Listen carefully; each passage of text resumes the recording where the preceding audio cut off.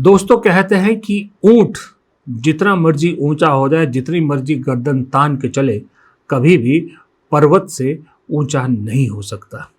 पर्वत शांत दिखता है, चुपचाप ऊंट का अहम सहता है, चुपचाप बहुत कुछ सहता है। लेकिन जिस दिन पर्वत अपने पे आ जाए तो ऊंट की हस्ती ही मिटने की कगार पर पहुंच जाती है। तब सिर्फ एक ही चीज होती है और वो है बात। नमस्कार, मेरा नाम है प्रदीप चौहान। राहुल गांधी ने आज फिर जो मोदी जी 12 साल से नहीं कर रहे, जिससे भाग रहे हैं, वो फिर किया, यानी प्रेस कॉन्फ्रेंस। प्रेस कॉन्फ्रेंस में कल धरने की वजह भी बताई और वो आगे क्या करने वाले हैं और वो छात्रों के साथ किस तरह खड़े हैं, इन सब चीजों पर खुल के बात की। और जब उनसे ये सवाल पूछा गया कि जो कल उनके साथ हुआ, तो जो उन्होंने जवाब दिया, वो जवाब दरअसल कई दुश्मनों का भी दिल जीत जाए। My job is to express the will of India's people.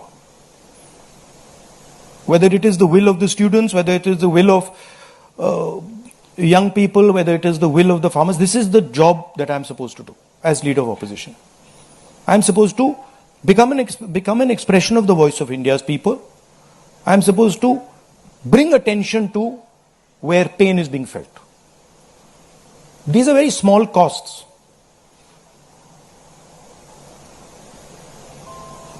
These are not big costs.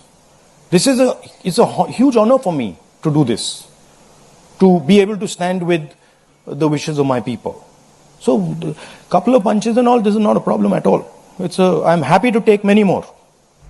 Rahul Gandhi कह रहे हैं ये चोटें मायने रखती, ये मेरा सौभाग्य है। सोचिए अगर इसी तरह का व्यवहार कहीं अरविंद केजरीवाल या फिर प्रधानमंत्री मोदी के साथ हुआ होता तो आज कितना बड़ा विक्टिम कार्ड खेला जाता, उसके आसपास क्या क्या कहानी बुनी जाती। लेकिन वो राहुल गांधी है, वो सतही बातें नहीं करता है।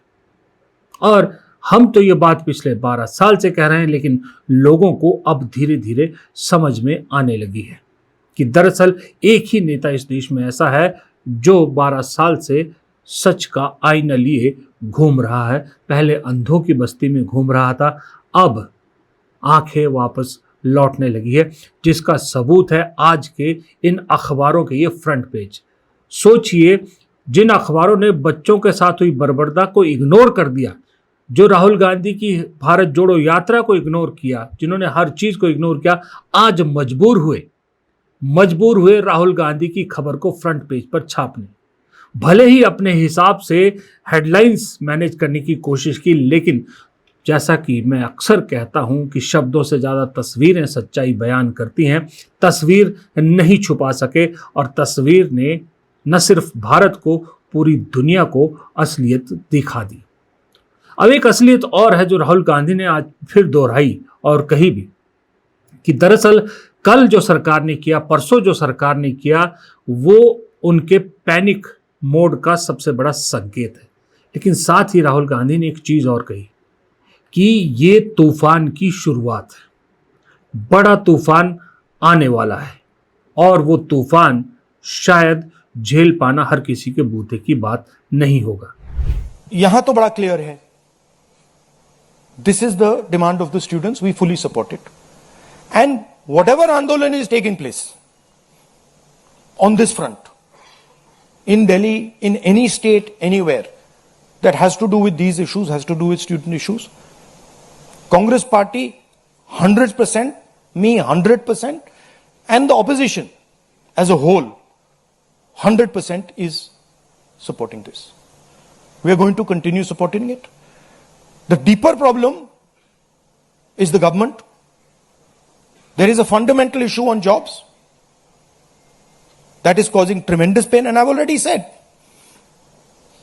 that we are heading into a storm. This is just signs that the storm is coming. But when the Iran war impact is felt, then you will see that there will be serious problems coming as a result of the pain that is being caused to farmers, to students, to other people. अब सवाल ये उठता है कि राहुल गांधी ये किस तूफान की बात कर रहे हैं, कौन सा तूफान आने वाला। आज संसद में ये देखिए आपकी स्क्रीन पर, कांग्रेस के सांसदों ने और समाजवादी पार्टी के सांसदों ने और कुछ और भी विपक्षी पार्टी सांसदों ने काले कपड़े पहनकर प्रदर्शन किया, और प्रदर्शन को लीड कर रही थी कांग्रेस की पहली बार की राजस्थान की एक महिला सांसद संजना जाटव। ये अपने आप में बता रहा है कि इस देश में लोकतंत्र को मारने की कोशिश भले ही हो रही हो, लेकिन कांग्रेस को मजबूत करके, कांग्रेस को 100 सीट देकर 2024 के चुनाव में इस देश ने पिछले 12 साल में सबसे बढ़िया काम किया। सोचिए, अगर कांग्रेस कहीं 20-40 सीट पे रह गई होती और विपक्ष कमजोर होता तो आज ये आवाजें उठाने वाला कोई नहीं होता। कांग्रेस के पास 100 सांसद, समाजवादी पार्टी के सांसद, तृणमूल कांग्रेस के बचे हुए सांसद, शिवसेना उद्धव ठाकरे के सांसद, कुल मिला के कम से कम आज भी 100-125 की स्ट्रेंथ तो दिख रही थी। फिर राज्यसभा के सांसद अलग मिलाइए, जो ये हमको आश्वासन देते हैं कि जब तक वो लोग हैं तब तक शायद जिस लोकतंत्र को खत्म करने के मंसूबे बनाए जा रहे हैं वो पूरे नहीं होंगे। लेकिन वापस उस मुद्दे पर लौटना जरूरी है कि कौन सा तूफान आने वाला है। बहुत से लोग आज कह रहे हैं कि जिस तरह का 2 दिन में सरकार ने कदम उठाए हैं, वहां से बहुत बड़े या तूफान की या बड़ा कुछ घटने की आशंका दिख रही है। और वो आशंका ऐसी है जिसकी हम लोग बात तो करते हैं लेकिन कल्पना नहीं करते कि इतनी जल्दी वो हो सकता है। और उसमें से एक शब्द ऐसा है जो इस देश को कई बार चुभता भी है, और इस सरकार ने तो बहुत बार चुभोया है। उस शब्द का नाम है इमरजेंसी। कुछ ऐसी घटनाएं हुई है कि जिससे लोगों को अब ये लगने लगा है कि इस देश में इमरजेंसी की आहट तो नहीं आ रही। ऐसे ही एक शख्स है, आपको कई बार मैंने मिलवाया है, चौधरी पुष्पेंद्र सिंह। वो कुछ इंपॉर्टेंट जानकारी शेयर करना चाहते थे मुझसे, उन्होंने बात की तो मैंने कहा आप खुद आइए और अपने हमारे दर्शकों के साथ ये जानकारी शेयर कीजिए। तो अब इस वीडियो के अगले हिस्से में चौधरी पुष्पेंद्र सिंह आपको बताएंगे कि राहुल गांधी जिस तूफान के आने की बात कर रहे हैं और देश के बहुत सा बड़ा जो सोचने समझने वाला वर्ग है जिस तूफान की आहट सुन रहा है, क्या दोनों एक ही हैं? तो दोस्तों, जैसा कि आप देख सकते हैं कि चौधरी पुष्पेंद्र सिंह हमारी स्क्रीन पर आ गए हैं, क्योंकि मुद्दा ही ऐसा था कि चौधरी साहब का आना बनता था आज, और उनसे हमारी जानकारी और बढ़ेगी। चौधरी साहब, जो इस वक्त खबरें मिल रही है, जो आपके पास जानकारी है, अगर उसे सिंपल शब्दों में कहे तो लोकतंत्र के लिए, देश के लिए अच्छी खबर तो नहीं है। लेकिन मैं चाहूंगा कि आप अपने मुंह से बताएं, आप खुद बताएं कि दरअसल आपके पास क्या जानकारी हो रही, क्या इस देश में जो एक इमरजेंसी की आशंका जताई जा रही है, क्या सच में ये आशंका में कुछ दम है? देखिए प्रदीप जी, मोदी सरकार जो है वो वास्तव में जब से 2024 के चुनाव के बाद इनके 240 सांसद आए और जनता में जिस तरीके से बातें प्रचारित हुई, और हरियाणा, मध्य महाराष्ट्र या बिहार बंगाल में एसआईआर में और ये सारी गड़बड़ियां हुई, तो देश की जनता के सामने, और जिस तरीके से राहुल गांधी ने भी कई प्रेजेंटेशन दी कि भाई भारी गड़बड़ियां चुनाव में हो रही हैं, तो ये तो स्पष्ट हो गया है कि जनमत इनको कभी भी मिला ही नहीं था। वास्तव में ये शुरू से ही 2024 से ही एक अवैध सरकार के रूप में, एक इलेजिटिमेट सरकार के रूप में काम कर रही है। जनता ने इनको कोई वोट नहीं दिया था। और अब ये चीजें जिस तरीके से पहले किसान आंदोलन हुए, महिला पहलवान आंदोलन हुआ, अब ये युवाओं का आंदोलन हो रहा है। कुछ दिन पहले आपने मजदूरों का एक बहुत बड़ा आंदोलन देखा होगा। और इनके ऊपर लगातार इनके अत्याचार और क्रैकडाउन जो है, और पुलिस का जो एक अत्याचार है, लाठीचार्ज है, सर फोड़ देना, बाकी सारी चीजें जो है सोशल मीडिया पे वायरल है। तो आज मुझे कुछ विश्वस्त सूत्रों से ये जानकारी मिली कि भारी संख्या में पैरा मिलिट्री फोर्सेस को एयरलिफ्ट करके, चाहे जम्मू कश्मीर से हो या बंगाल से हो या अन्य जगहों से भी बुलाया जा रहा है, या उनको स्टैंड बाई पे डाल दिया गया है। अब ये सारा का सारा जो प्रोटेस्ट चल रहा है पिछले लगभग 1 महीने से युवाओं का जंतर मंतर पर, इसमें शांतिपूर्ण तरीके से जो है प्रोटेस्ट चल रहा था। इनके एक लीडर ने भूख हड़ताल भी की, उसका भी कोई संज्ञान इन्होंने नहीं लिया।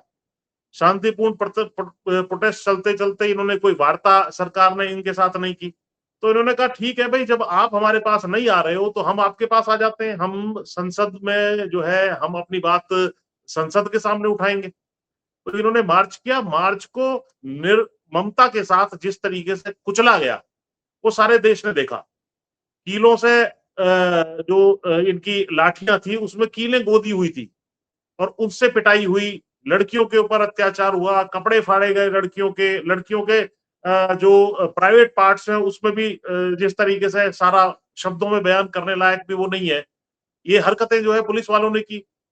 पुलिस के एक डंडा लेकर के सिविल ड्रेस में या पुलिस वाले भी बिना नेम प्लेट लगाए जो है वहां पर लाठीचार्ज करते हुए पाए गए।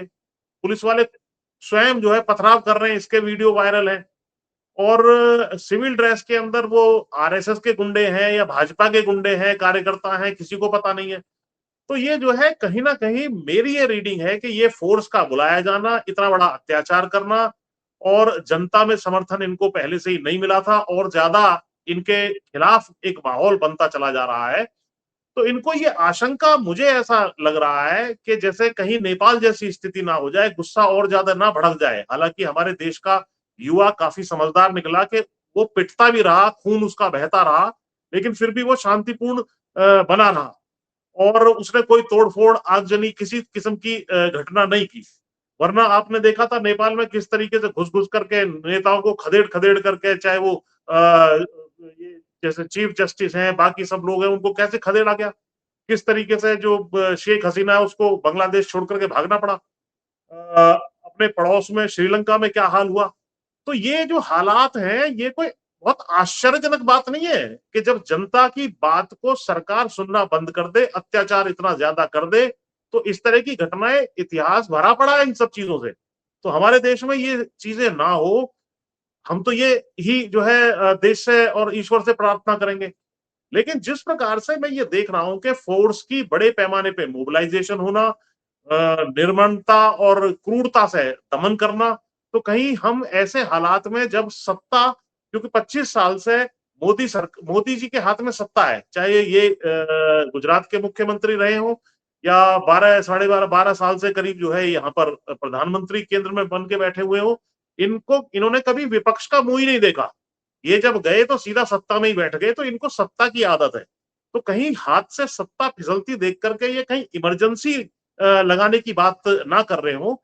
ऐसी चर्चाएं मैंने स्वयं कुछ लोगों से, या जो सोशल मीडिया है या पुलिस की मोबिलाइजेशन से, ऐसा लग रहा है कि जैसे यहाँ पर बहुत बड़ा एक युद्ध होने वाला है। और आज ही की खबर मैं आपको बता दूं, आज सारे शांतिपूर्ण बैठे हुए हैं, लेकिन सारे मेट्रो स्टेशन लगभग 11-12 बजे तक बंद कर दिए गए, चाहे वो कनॉट प्लेस का हो या आसपास के जो मेट्रो स्टेशन 3-4 किलोमीटर के घेरे में, वो सारे बंद कर दिए गए। भाई आप क्यों जो है उनको मेट्रो स्टेशन को बंद कर रहे हैं। और अब मैंने कुछ वीडियो आपके इंटरव्यू से पहले देखे कि मेट्रो के अंदर जो लोग वहां उतर रहे हैं और जाना चाहते हैं, गेट बाहर से बंद है, तो वो वहीं पर नारेबाजी मोदी के खिलाफ कर रहे हैं। तो इनको ये भय सता रहा है कि मेट्रो स्टेशनों पे हजारों की तादाद में अंदर जो है युवा नारेबाजी कर रहा है, हजारों की तादाद में यहाँ सड़कों पे बैठे हुए हैं, जंतर मंतर पे बैठे हुए हैं, और हजारों की तादाद में कई शहरों से यहाँ आने को आतुर बैठे हुए हैं। तो कहीं हालात इनके भी नेपाल जैसे या बांग्लादेश जैसे, श्रीलंका जैसे ना हो जाए, और कहीं इनको भी क्योंकि इन्होंने और ज्यादा बड़े बड़े पाप किए हैं, उनसे भी ज्यादा बड़े बड़े, और इनको घरों में से खचेड़ खचेड़ के जनता ना मारे पीटे, या और कोई ऐसी बड़ी हरकत यहाँ ना हो जाए। तो इसके लिए कहीं ये इमरजेंसी ना लगा दे, ये मुझे आशंका है। लेकिन मैं चेतावनी इनको भी, देशवासियों को भी देना चाहता हूँ, ये अवैध सरकार तो है ही, और अगर ये इन्होंने इमरजेंसी लगाने की कोशिश या थोपने की कोशिश, नागरिकों को और ज्यादा उनके अधिकारों को कुचलने की कोशिश की, तो बहुत बड़ा जलजला आ जाएगा इस देश में। मैं चेतावनी दे रहा हूं कि इस बात को सोच भी मत लेना कि आप फोर्स को बुला करके, ये हमारे देश का भविष्य है, युवा है, या तो इनके ऊपर फायरिंग करवा दें और जान माल का नुकसान हो, बच्चे मारे जाए हमारे, या आप इमरजेंसी थोप दें अपनी सत्ता को बचाने के लिए। अगर ऐसे हालात बिगड़े तो देश जो है, मतलब क्या हालात क्या हो जाएगा, इसकी कल्पना करना भी जो है इनके लिए असंभव है। ये तो शांतिपूर्ण तरीके से जिस तरह के इनके वायरल हो रहे हैं वीडियो कि साहब हमारा क्या है, हम तो झोला उठा करके निकल लेंगे। मोदी जी, आप झोला उठा करके ही पब्लिक ने 2024 में ही आपको भेज दिया था। आप तो बेईमानी करके, वोट चोरी करके, वोट डकैती करके बने हुए सरकार है। तो आप शांति से निकल जाइए, इसी में चौधरी आपकी साहब, और देश की भलाई है। जी। चौधरी साहब, आप जिस तरह की जानकारी दे रहे हैं, जिस तरह की आप जो है सूचनाएं शेयर कर रहे हैं हमारे साथ, दर्शकों के साथ, यूं तो लग रहा है कि दिल्ली की अब किलेबंदी की जा रही है। अगर मूवमेंट हो रही है आर्म फोर्सेस की और दूसरे उनकी सुरक्षा बलों की, तो दिल्ली की किलेबंदी तो की जा रही है।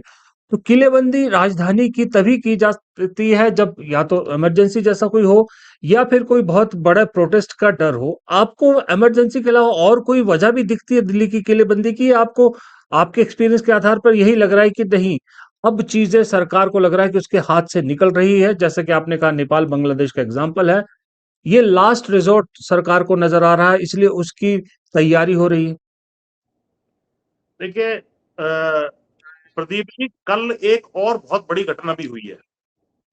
कल जिस प्रकार से राहुल गांधी के नेतृत्व में कांग्रेस के तमाम सांसदों ने जाकर के प्रधानमंत्री के घर को घेरने का काम किया, और उसमें अखिलेश यादव भी पहुंच गए, बाकी और विपक्ष के कई नेता वहां पहुंच गए। उससे भी जनता के अंदर जो है एक और बड़ा उबाल आ गया है, और एक पूरा देश में संदेश चला गया है और इनके खिलाफ जगह जगह सभी शहरों में जो है धरने, प्रदर्शन, मार्च निकाले जा रहे हैं। इवन मैंने कनाडा के और लंदन के वहां पर भी जो है इस्तीफे की इनकी मांग हो रही है। और राहुल गांधी ने जो बात कही है उसका मैं भी समर्थन करता हूं। राहुल गांधी का कहना है कि केवल धर्मेंद्र प्रधान के इस्तीफे से काम नहीं चलेगा। जो पुलिस ब्रूटैलिटी की गई है, जिस तरीके से एक निर्ममता दिखाई दे गई है, जिस तरीके से जनरल डायर ने दिखाई थी स्टूडेंट के ऊपर, हमारे युवाओं के ऊपर।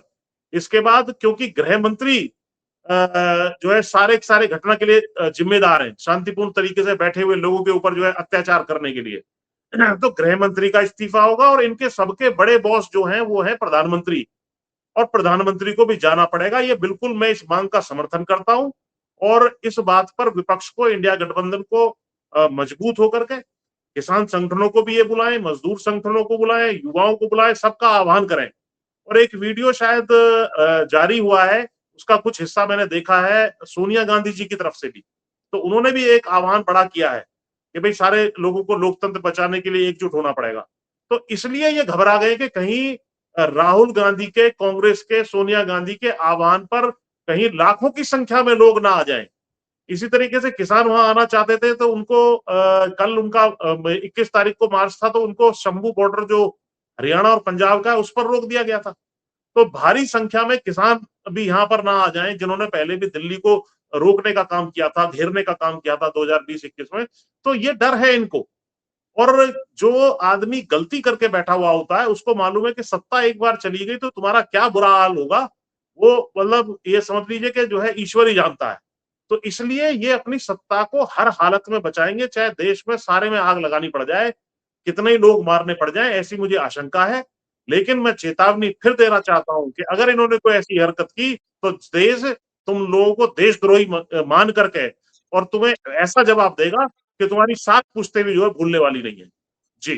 चौधरी साहब, आपको लगता है कि परसों जो छात्रों के साथ हुआ, छात्रों का जो प्रदर्शन था, जिस तरह से हिंसा हुई वहां पर, वहां तक तो ठीक था। कल जो राहुल गांधी ने अचानक से एक धावा बोल दिया, जो एक्सपेक्टेड नहीं था, ना सरकार को, इवन खुद कांग्रेस के लोगों को भी मालूम नहीं था इस बारे में, उस कदम ने, राहुल गांधी के उस कदम ने, और राहुल गांधी को जिस तरह से वहां से उठाया गया, ये पूरी राजनीति देश की बदल दी और इस मुद्दे को कहीं बड़ा कर दिया है। इससे भी ज्यादा घबराहट फैल गई है सरकार में।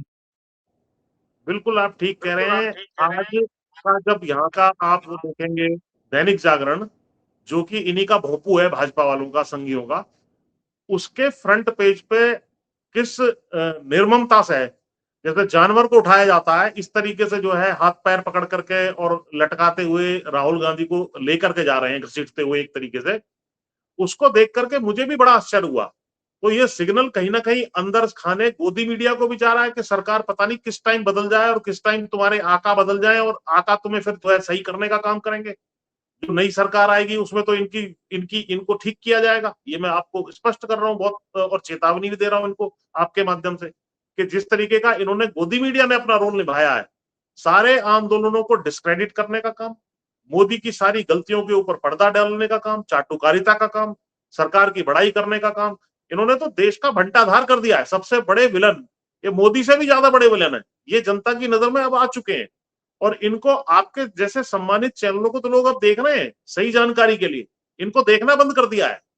मैं स्वयं इनको नहीं देखता, हमारे जो बच्चे हैं वो बिल्कुल जो है इनको देखना पसंद नहीं करते, टीवी उन्होंने हटवा दिया। तो मैं ये बता रहा हूँ कि युवाओं में बहुत भारी रोष है और राहुल गांधी के सड़कों पे उतरने और विपक्ष के इंडिया गठबंधन के सड़कों पे उतरने का बहुत बड़ा सिग्नल पूरे देश में जा रहा है, जिससे घबरा गए। जी जी चौधरी साहब, आपने एक बड़ी इंपॉर्टेंट बात 2-3 बार बोली, उसका जिक्र करना जरूरी है कि विपक्ष की एकता, इंडिया गठबंधन पे आपने जोर दिया कि सबको एक साथ आना होगा। अब एक घटना या यूं कहे कि एक चीज ऐसी है जिसपे आपका रिएक्शन बड़ा जरूरी है। कल तक ये खबर थी कि भाई शरद पवार की एनसीपी बीजेपी में मर्ज कर जाएगी, ये हो जाएगा वो हो जाएगा। कल जब कांग्रेस का प्रदर्शन था तो सुप्रिया सुले वहां मौजूद थी। सुप्रिया सुले प्रियंका गांधी के साथ खड़े होकर सरकार के खिलाफ नारे लगा रही थी। लेकिन आज सुबह वही सुप्रिया सुले और शरद पवार मोदी जी से मिलते हैं। तो अब ऐसे में सवाल उठता है कि क्या विपक्ष सच में एकजुट है भी, कि या इस वक्त में भी ये अपना फायदा ज्यादा देख रहे हैं? देखिए प्रदीप जी, मैं आपको स्पष्ट कर दूं कि अपना फायदा कोई विपक्षी पार्टी देख रही हो तो देख रही हो, यहाँ जनता एकजुट हो चुकी है। विपक्ष से भी ज्यादा बड़ी जो बात है वो जनता देश की एकजुट हो चुकी है। कल जो है कलकत्ता में 21 जुलाई को इनका बहुत बड़ा कार्यक्रम होता है टीएमसी वालों का, उसमें ज्यादातर भीड़ जो थी, बड़ी भारी भीड़ जो है ममता बनर्जी के कार्यक्रम में जुटी। और जो भगौड़े हैं, भगौड़े सांसद और विधायक थे, उनके यहाँ कोई भीड़ नहीं एक आई। एक एक मिनट, माफ कीजिएगा, मैं आपको रोक रहा हूँ। ये टीएमसी सुप्रिया सुले के साथ एक रिएक्शन आप एंड में, कल के जो अरविंद केजरीवाल की पार्टी का जो स्टैंड था राहुल गांधी के धरने को लेकर, उस पर भी आपकी प्रतिक्रिया जरूर दीजिएगा, इन तीनों पार्टियों पर दीजिएगा। जी जी, तो अगर ये जो आपने शरद पवार वाली पार्टी की बात की, ये 5-7 विधायक या सांसद चले भी जाएंगे कहीं, इससे कोई फर्क नहीं पड़ने वाला। और शरद पवार अपने आप में बहुत होशियार राजनेता है, वो सूंघ लेंगे कि अब मोदी सरकार के जो है उल्टी गिनती शुरू हो गई है। और जिस तरीके से भीड़, अभी तो चुनाव हारी है ममता बनर्जी, तो सारी की सारी भीड़ तो जानी चाहिए थी। जो इनके भगोड़े विधायक थे, जो पार्टी तोड़ करके उन्होंने बनाया है कार्यक्रम, वहां कोई भीड़ नहीं थी। सारी की सारी जो हुजूम था पूरा पूरा ममता बनर्जी के साथ था। और इसमें आम आदमी पार्टी के संजय सिंह ने जो ट्वीट किया है कि साहब आंदोलन को कमजोर करने के लिए मोदी ने अलाउ कर दिया और अपने घर के सामने या प्रधानमंत्री घर के सामने जो है इनको प्रदर्शन अलाउ किया, ये थोड़ा सा हल्का ट्वीट है। मैं एक्सपेक्ट नहीं कर रहा था संजय सिंह से इस तरह के जो है ट्वीट की। और संजय सिंह ने ये ट्वीट गलत चौधरी किया है। चौधरी साहब, सिर्फ संजय सिंह नहीं, आतिशी, सौरभ भारद्वाज, सब ने बाकायदा बयान भी जारी किए कि ये मोदी जी ने राहुल गांधी को प्लांट किया वहां पर, ताकि जो छात्रों का सीजेपी का प्रदर्शन है वो कमजोर हो। देखिए प्रदीप जी, इस देश का बच्चा बच्चा जानता है कि सब बिक सकते हैं, सब पाला पलट सकते हैं, पाला बदल सकते हैं, लेकिन राहुल गांधी ऐसा व्यक्ति है जो सारा सारा देश भी दूसरी तरफ चला जाए, आरएसएस और भाजपा की तरफ, तब भी वो अकेला भाजपा और आरएसएस की आइडियोलॉजी के खिलाफ खड़ा रहेगा। ये तो पूरा विश्वास पूरे देश को है। तो ये प्लांटेड है, तो फिर ये समझ लीजिए कि सभी लोग प्लांटेड है, फिर कोई मतलब कोई किसी चीज की लिमिट नहीं है। तो ये चीज विश्वसनीय नहीं है। इन्होंने अपनी राजनीति को कहीं ना कहीं बचाने के लिए, कि जिस तरीके से राहुल गांधी मैदान पे उतरे हैं, भाई इनकी एडवांटेज ये थी कि ये जो है आम आदमी पार्टी वाले कूद पड़ते थे, तो जब राहुल गांधी कूदे तो इन्हें बड़ी तकलीफ हुई और बाकी गोदी मीडिया को भारी तकलीफ हुई कि साहब अराजकता फैला दी और आने जाने वालों को दिक्कत हुई। और एक किसी सांसद ने, जो बड़े हल्के किस्म के माने जाते हैं, कहा कि मेरे बच्चे का पेपर छूट गया, जबकि पेपर सुबह ही हो गया था खत्म, और तुम प्रधानमंत्री के घर के सामने से ही जाता है पेपर देने, और दुनिया भर की सड़कें बंद है। तो ये हल्के किस्म के लोग हैं। और ऐसी जो ट्वीट इन्होंने की है आम आदमी पार्टी ने, इन्होंने शायद पंजाब की राजनीति से जोड़ करके उसको किया, क्योंकि पंजाब में 6-7 महीने बाद चुनाव है और पूरे देश में आम आदमी पार्टी की केवल एक सरकार है, तो इसलिए भी उन्होंने ट्वीट किया होगा। लेकिन वो जनता ने उस चीज का समर्थन नहीं किया, ना ही जनता इस बात को मानती है कि राहुल गांधी प्लांटेड है। अरविंद केजरीवाल को स्वयं लोग प्लांटेड कहते रहे हैं, और जिस तरीके से 2011-12 में अन्ना आंदोलन के बाद इनकी सरकार बनी, उन्होंने जो हरकतें की सबको पता है। तो ये चीज जो है चार्ज चलने वाला नहीं। जी। अ, चौधरी साहब, जैसा कि आपने खुद बताया कि देश में बहुत कुछ घटने वाला है। अभी आहट बहुत आ रही है और होना बहुत कुछ है, और इस घटनाक्रम के दौरान नई-नई चीज़ें, नई-नई जो है वो घटनाक्रम, नई-नई डेवलपमेंट देखने को मिलेगी, और हम आपसे लगातार जुड़ते रहेंगे आज, कल, परसों, जब तक ये चल मैं रहा है। जी, जी, जी। जी, मैं इस बात को आपके दर्शकों के लिए फिर से स्पष्ट कर दूं कि जैसे ही राहुल गांधी ने गृह मंत्री का, प्रधानमंत्री का इस्तीफा मांगा है, मैंने भी कई इनके सांसदों से बात की है कि साहब किसी हालत में भी इस मांग से नीचे नहीं आना है। अगर ये तत्काल ये जो सो कॉल्ड कॉकरोच पार्टी वाले या कुछ युवा भी दाएं बाएं चले जाएं, तब भी गृह मंत्री का इस्तीफा या प्रधानमंत्री का इस्तीफा मांग आप मांगते रहो और इस बात पर अड़े रहो। और एक और बात मैं स्पष्ट कर दूं, थोड़ी सी आवाज इको हो रही है, आप अगर म्यूट कर दें अपना तो। जी, देखिए, कल हमें अपने सिख भाइयों को भी जो है सलाम करना पड़ेगा, उनको सलूट करनी पड़ेगी। जिस तरीके से सिखों ने एक बार फिर से सेवा का भाव दिखाया, और वहां पर जो लाठीचार्ज में जो है घायल हुए थे हमारे बच्चे बच्चियां, उनको वहां पर प्रश्रय दिया, रकाबगंज गुरुद्वारे में, और बाकी गुरुद्वारों के दरवाजे खोल दिए, उनकी मरहम पट्टी हुई, उनको भोजन दिया, उनको रात को ठहरने की व्यवस्था उनकी की, उनके वॉलंटियर्स आके जो है भोजन बांट रहे हैं। ये जो है सेवा का बहुत बड़ा इन्होंने काम किया है। जबकि इसके सामने जो कनॉट प्लेस में हनुमान मंदिर में कुछ बच्चियां जो घायल थी, जो मदद की गुहार लगा रही थी, वो जब वहां गई तो उन्होंने गेट बंद कर दिया मंदिर का और उनको धुतकार करके भगा दिया। तो ये भी देश पूरा, ये वायरल है वो वीडियो, सारा देश इस चीज को भी देख रहा है कि सिख किस तरीके से चाहे उनको कुछ भी ये लोग खुद ही कहते रहे हो खालिस्तानी या जो भी है, लेकिन उसके बावजूद भी सिख भाइयों ने अपनी सेवा वाली भावना को दिखाया है। और इसके साथ साथ उन्होंने शक्ति का प्रदर्शन भी कर दिया है। वहां कुछ निहंग भाई वहां पहुंच गए हैं अपने जो है कृपाण और वो सब लेकर के, और उन्होंने कहा है कि पुलिस अब आकर के इनके ऊपर यदि अत्याचार करेगी तो फिर हम मुकाबला करेंगे। तो सिक्खी की एक खासियत है, वो सेवा भी करना जानती है और जो है कुर्बानी भी देना जानती है, न्याय के खिलाफ लड़ना भी जानती है। तो ये मैं जो है सिख भाइयों को आपके चैनल के माध्यम से जो है सलूट करना चाहता हूँ। जी। जी, जी, जी, जी, जी। आपके साथ हम सभी सैल्यूट करना चाहेंगे, जिन्होंने भी इस बुरे वक्त में जो किसी की मदद करता है, सब सैल्यूट के काबिल होते हैं। लेकिन आपने एक चीज और बड़ी सही कही कि अब लकीर प्रधान तक नहीं रही, बात प्रधान की नहीं रही, अब तो जो सबसे बड़े प्रधान सेवक है उन तक पहुंच गई, उनके इस्तीफे से कम नहीं चलेगा। इसीलिए शायद चौधरी साहब को जो आशंका हो रही है, उस आशंका को दम भी मिलता है कि जब बात प्रधान सेवक तक पहुंच जाती है, फिर चीजें हाथ से निकलना तय है। तो इसलिए मैंने कहा कि आज, कल, परसों लगातार अब चौधरी साहब से इस मुद्दे पे लगातार जुड़ते रहेंगे, क्योंकि रोज नई डेवलपमेंट होगी। फिलहाल आज को यहीं विराम देते हैं, क्योंकि और भी बहुत सारी चीजें आज हुई होगी, लोगों ने देखा होगा। तो चौधरी साहब, आपने वक्त निकाला, जो अहम जानकारी आपने दी, अपने एक्सपीरियंस के बेस पे, अपने सूत्रों के बेस पे, अपने जो खबरों का आपके पास हमसे बड़ा एक जो है तंत्र है, उसके आधार पर आपका बहुत बहुत शुक्रिया, बहुत बहुत धन्यवाद। धन्यवाद।